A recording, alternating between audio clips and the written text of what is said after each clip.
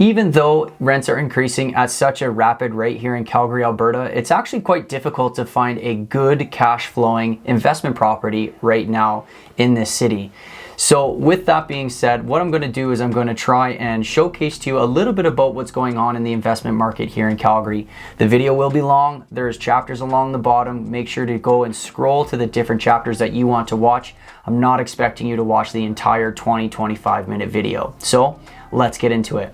My name is Fyfe, your Calgary Realtor. I look at all these things with buyers, investors, and sellers and try to help people to the best of my ability to get themselves educated and able to get into this crazy competitive market. So if you want to actually have a conversation, the Zoom link is in the description. Go ahead, book a call. It is free. Now, let's start off nationally, go provincially, and then go right into Calgary, Alberta. So according to rentals.ca, asking rents for all residential properties in Canada reached another record high in January 2024, increasing 10% annually to an average of $2,196, probably inching 22 here very soon. Rents increased 0.8% month over month, pushing the annual rate of rent growth to a 4-month high. So according to this specific chart, you can see that Calgary, Alberta is actually 25th for the most expensive city in the entire country. You can see that we've increased 11% for the 1 beds and 9.5% for the 2 beds. So pretty crazy stuff. Let's continue on. This chart here is also by rentals.ca. You can see that it is a nice chart going back, 3-4 years. You can see that we had a decrease through the pandemic. Then we increased back fairly quickly in January 2022. 23 took off, 24. There's no signs of slowing down for rents across Canada. Now, I want to make sure that people understand asking rents. Just because someone's asking a rent doesn't mean that they're going to get that rent. So just be aware that asking rents are kind of deceiving in some places, just because you can ask whatever you want and it can be on the market as long as it needs to be, but you will never know what the actual rented rate is because a lot of that is done privately. So looking at the provincial overview, you can see Alberta here, it's almost $1,700. It's got an average rent breakdown for studios to 3 beds and then the year-over-year change. You can see that Alberta as a whole has seen an 18% increase. Nova Scotia saw 19 and Saskatchewan saw 17. We're seeing massive increases all across the city. You see 14% for studios, 19% for 1 bed, 17% for 2 beds, and 21% for 3 beds. Yet, it's still kind of hard to find a cash flowing property here in Calgary. People see these rents, they're like, oh, I should buy a cash flowing property in Calgary right now. But it's actually quite difficult. We don't have cap rates, we don't have, increase caps on our rents for Alberta. Some people love it, some people hate it, depends on what area that you're in if you're a renter or an investor. For the investors, obviously they're capitalizing on this opportunity, but for new investors that are getting into the market, it's very difficult to still find a cash flowing property like I've mentioned multiple times now. So when we look at this one here, this is a municipal overview from rentals.ca. It's kind of removed some of the cities and just concentrated on the bigger cities in Canada. And we've increased 10 points all the way to 15th most expensive city in the entire country. You can see our total in this report here is just over $2,000. Our year over year as Calgary as a whole is almost 13%. There's only a few other places that have beaten us. You can see North York in Ontario has gone past us. Halifax in Nova Scotia has gone in bigger increases. Quebec City has seen bigger increases. Edmonton has seen very large increases, as well as Regina. So if you're interested about what's going on here, rents in Canada, this is a perfect chart for you. So breaking it down to Calgary, this is a really good chart from rentfaster.ca. I'm going to use this as our baseline when we're looking at rents in the city. So you can see the 0 beds, 1, 2, 3, and 4 beds all in the city. Let's remember that this is not broken down into quadrants. This is just the city as a whole.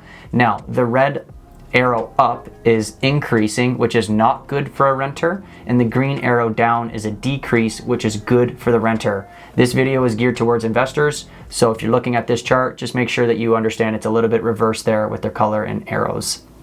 Now, when you're curious about what the quadrants are doing and you're wanting to find more detailed information for your personal situation, this is a nice little breakdown for different quadrants for unfinished as well as finished. So you can kind of utilize this in any way that you want. You can kind of get the averages across the quadrants, and then my city averages, you could really break it down and get quite technical if you want. So switching it up here, looking at home prices, this is a breakdown of the city.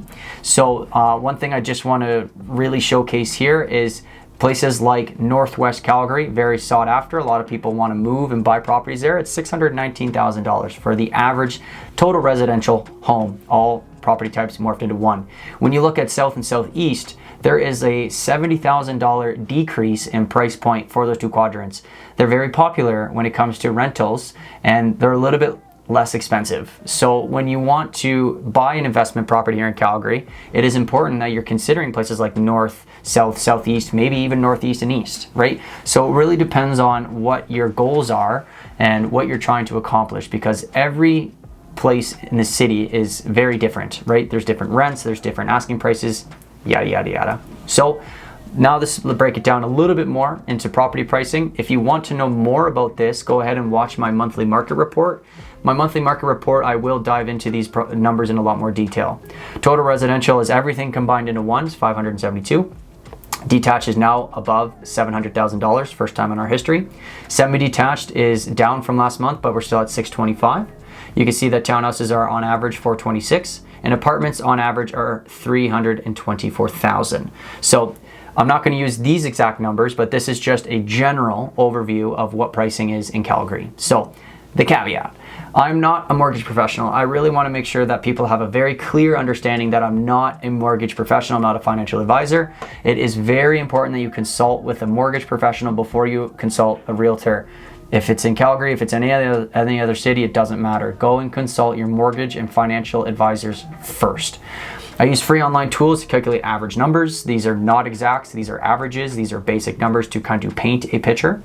If you don't know your personal numbers, please do not reach out to me seeking advice. I will absolutely guarantee I will push you to find a mortgage broker first before we dive into the numbers. If we want to get introduced, sure, but it's very, very, very important to get your numbers first. You can reach out and ask me who I would advise you to talk to. I can give you a list of 3 or 4, and you can go down that rabbit hole, but it's very important to know your numbers. I'm not a property manager. I don't plan on being a property manager. Don't ask. Go and interview and hire a property manager before you find a home to invest in. Yes, I can find you a pretty good property. Yes, we can talk about some of your numbers once a year, but your property manager, if you plan on going down that route, will be able to put out the fires caused by your tenants. They will be able to kind of be the middleman between you and the tenant if you decide to go that route. So it's very important that you hire a property manager, or at least find one before you really start to look at properties, because they will be able to confirm the rents that I give you. So it's very important. Every single situation is very different. There's no one size fits all. Investing takes a lot of time and a lot of patience and the ability to act fast. Very important that people realize that. It takes a lot of time, takes a lot of patience, and then boom, you're running. I would argue that not a lot of people are ready. I can try and build up their foundation as much as I can, provide them with knowledge, provide them with as much information, and then as soon as something comes up, I'm like, you have to move on it, they're not ready. So I try and share this with everyone. If you are looking at making an investment, it is super important that you're ready to move fast. It could take a lot of time to find the one, but as soon as we find the one or it comes on the market, you're running. So this is the detached property with legal suites. Now, it is very important that you realize that I've changed it. So you're gonna notice a couple different things here, and I'm very excited. I've spent a lot of time today revamping this, so I'd love to see what your feedback is. So on the top right-hand corner, you can see that this is a detached home with legal basement suite. Top left, you can see there's only 10 sales in the past 30 days, 4 more than last month. You can see that the average price that I saw was $195, similar to last month. You can see that the kind of the mortgage stuff on the top bar as well as the right is going to be the exact same across all property types, minus obviously the down payment and whatnot. You can see that the rents are from that original spreadsheet, or that the chart that we saw beginning. This is the 3-bed up, so it could be a 3-bed house, could be a 3-bed main floor, right? it's $2,300. You can see 2-bed down. Again, that could change. You could have a 1-bed down. You can have a studio. You could have a 3-bed down. These are very, very, very averages and very vague. So when you look at the rental income, you look at the average estimated mortgage payment, you look at the property taxes, this is not condo, you look at the home insurance, you look at the home utilities and the city utilities, which are both typically covered. You can see that the total income per year is about $47,000, and then the total expenses per year are about $39,500. So when you look at the cash flow on that, wow, it's $625. That's pretty cool. But you need to consider, are you hiring a property manager? Are you looking at the vacancy rates? Are you looking at any repairs that you might have in the future? So even though there is a monthly cash flow of $625, it's very important to make sure that we're remembering those things, which we'll touch on in a moment. So on the notes here, rents are still in the winter lows. They probably will increase in the spring. Rates are slightly increasing from last month. I would argue that the bonds have increased, so you're going to start to see a rent increase. The cap rate is still not at 6.5% on the other chart. I have to fix that. And very few sales, making this a very competitive market. I need to make sure that's very clear. Yes, there's 10 sales. Yes, the average looks like you can make a couple bucks. Very competitive, okay? Now, interest rates, I also want to touch on that. Interest rates 5.29. I know investors that are at 7%. It is totally on you to figure out what your interest rates are. I know right now active investors that have 5.3%, 5.5% interest rates. It's very important that you realize that you get your own interest rate and we plug that into the spreadsheet so you can get a very clear understanding of what you're going to look at. So, talking about some of those protections, those walls that we put up. This is a new chart. Thank you, Joel Richards Mortgage Group. Thank you very much. Shout out to Joel. He's been very useful with this and creating this. So if you need any mortgage needs, go ahead and reach out. I'll get you linked up to him or some other people here in Calgary just to make sure that you're doing your research. So when we look at the list price, which is the exact same as $595, we start to look at the property managers, typically charge around 10%. We look at the rental vacancies. People will put around 10% to be safe. Repairs and maintenance, 10%. You probably want to put some money aside in the savings account to make sure that you have money right there to spend when things go wrong. Not if, but when things go wrong. So when we start to add up all those contingencies, it's almost $1,200. So we remove the those from the gross income and you get $2,700. Now let's move down. Operating expenses. You got property taxes, you've got insurance. On average, you're probably looking at about $430 a month. Add that in with the contingencies is about $1,600 a month. Now you're looking at $2,300.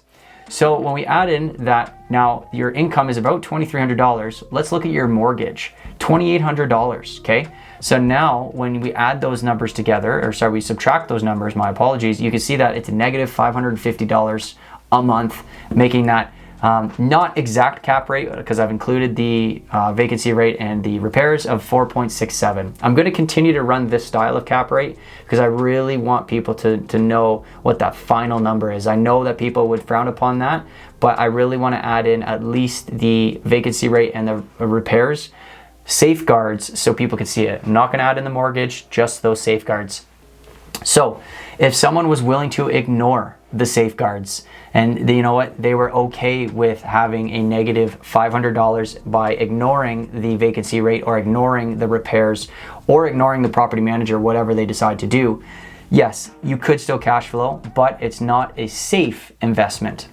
So let's continue on here. Now this is semi-detached with legal basement suites. So when we look at the top left, there was only 5 sales in the past 30 days. Very, very, very competitive market. It was 2 more than last month. We'll see how that increases throughout the year. From my research, this actually decreased price so much because there was a lot of semi-detached homes with legal basement suites selling around that $490 to like $520. There was quite a few of them out of the 5 sales. So it dropped that average by quite a bit. Okay, we got that 3-bed up, we got that 2-bed down, we've got the rental income, the estimated mortgage, property tax, no condo fees, home insurance, all that jazz. You're looking at a potential cash flow of $873. That's pretty sick. There is a lot of opportunity in that kind of realm. Let's remember 5 sales, very competitive, right? So you want to make sure that you're finding something that you're happy with, and you're probably going to place an offer that's a little bit less favorable for a buyer. I don't like unconditional offers, but I'm seeing a lot of them getting tossed out right now. It's pretty intense. So let's now look at our contingencies. So when we got our $550,000 price point, you can see that when we add in our property manager, our vacancy rate, as well as our repairs, it's about $1,100 a month that you might want to put aside or at least pay for the property manager. So that drops us down to $2,700. You look at your property taxes, your insurance drops you down another $400, increasing to $1,500 in cost, dropping you all the way down to $2,300. Now, add in your mortgage and your negative $300. Not bad. Not bad. This is an average for the city. Now, you could maybe ignore that rental vacancy rate because there's like 2% vacancy right now. Maybe you could buy a property that doesn't need a lot of maintenance right away, right? So maybe you can ignore those things for the first couple of years to try to build up enough cash in the bank to start to look at these things a little bit more favorable in the long haul. Now, this is obviously not the best property, but it is the best one in this search today. So that is semi-detached. So let's move on to townhouses. Now, townhouses are very interesting because there's so many of them. I'm only looking at townhouses that are that have a garage and they're 3 beds. So I ran a 2-bed at the start of this because 2 beds are a little bit more obtainable. They're a little bit less cost to purchase, but the numbers did not work. So for this specific search, it was 52 sales in the last 30 days. This is a new criteria. We're kind of trying this one out. 458,000 was kind of the average that I saw. 3-bed house was going for about $2,800. I think for this, you're more or less safe to say probably $2,600 for this specific product. Kind of depends on where you're at in the city, but from this average, we can see $2,800. Okay. You can see the incomes, the mortgage, the property tax, the condo fees now, the home insurance, the utilities again usually covered. You are looking at a cash flow of around $77 a month, not including any of those contingencies like a property manager. So you're kind of breaking even for this specific search. So even with the inflated rental price, in my personal opinion, you are very close to not. You're basically breaking even and you haven't even hired a property manager yet. So when we look at property managers, rental vacancies, repairs, you're looking at an extra $852. So that drops you down from $2,800 to $1,900. You add in the property tax, insurance, condo fees, drops you down to $1,400 of an income. Now when you add your $2,200 mortgage, you're looking at a negative of $775,000. So this is a pretty good place to talk about how much you're putting down on your mortgage. 20% down works, but it doesn't work as much as you would hope. The biggest successes that I've seen in this high interest rate environment are your 30-40%. And I know that people are going to argue, well, if I have 30-40%, I'm going to go put it in another investment. Fair enough. You could probably find another portfolio that gives you 6 to 8% returns, whatever. This is this market. And right now, the most successes that I've seen, 30 to 40% down, and you're starting to cash flow at that rate. So very important to realize that you run your numbers in different manners, I guess you could say, in different scenarios to make sure that you're finding the product that fits you best. So let's move on to the apartments here in Calgary. Now, let's also remember, these are inner city apartments that are 850 square foot that are at least 2 beds, at least 2 beds. So this, I just trying to narrow it down because there's so many apartments in downtown Calgary. So there were 71 sales in the past 30 days. On average, $282,000 was a decrease from last month. For this amount, I'm actually clicking on the MLS and getting a very quick tally, and it'll actually tell me the average within seconds of the 71, and that's kind of where I'm getting that price because obviously I'm not going to do that math manually. You can see that the 2 beds in downtown are around $2,200, which I agree with. I think that's pretty spot on. You can see the incomes, then the mortgage, and then the property taxes, then the condo fees and the insurance, and you're looking at about $165 per month with no contingencies. You're not looking at any property managers, you're not looking at anything else, but you potentially maybe could have $165 income per month, which is very, very little. I don't really like that, especially with a condo. Condo fees increase, right? Something happens with the condo board. Maybe you're not on the condo board, you're not in Calgary. You have a property manager that's like you're not even like, you have nothing, you don't know anything about this condo. You're basically blindly investing into a building and a condo document that you don't really know much about. Maybe you don't have much say. So just take that with a super big grain of salt. Now, when we're looking at the contingencies, obviously we're going to add in the 10% across the board. We're going to do our property manager, vacancy rates, repairs. It's going to add up to about 681, drops your income down to 15. We're going to add in the property taxes, condo fees, insurance. That's going to drop your income all the way down to 14. So that leaves you left over with 841 bucks.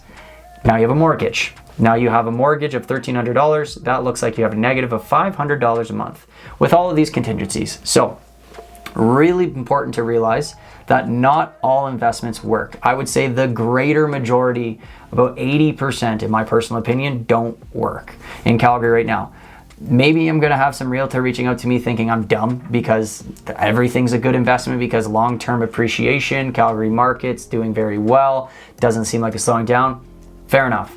But at the end of the day, if you're looking at cash flow and you want this to self-sustain itself, I don't know if that works, but sustain itself, then it's very important that you realize that you find something that you have these safeguards in, that you can find a property that you can confidently make more than $200 to $300 a month after your safeguards. So you're really wanting to make sure that you're saving up multiple different bank accounts for problems when they arise, not if, but when. So I'm not going to touch on Airbnbs. I've tried it for probably about 6 months now.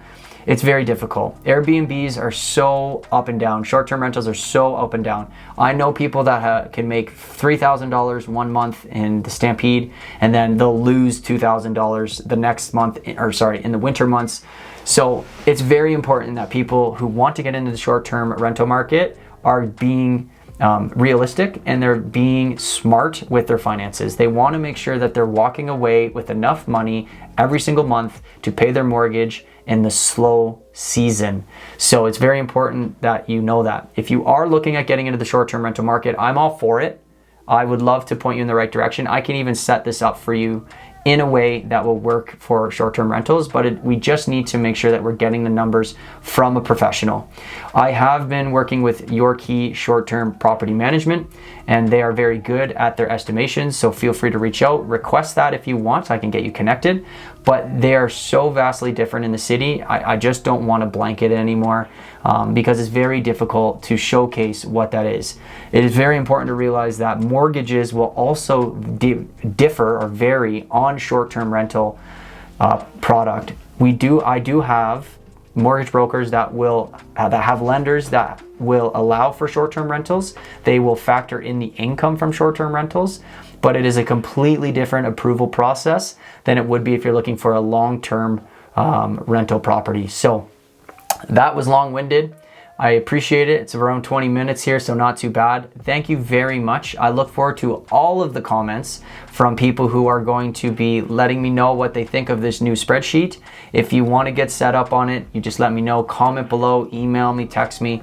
But yeah, appreciate all the support. Thank you everyone who comes to these. Hopefully you watch the entire thing. Hopefully you'll like it. If you want to see anything different, go ahead, comment below. Let me know what you want to see and I will add it in, and I will continue to evolve this monthly market report, which is over 20 minutes every single month for you to get educated here in Calgary. Thank you very much. I'll see you on the next one. Peace.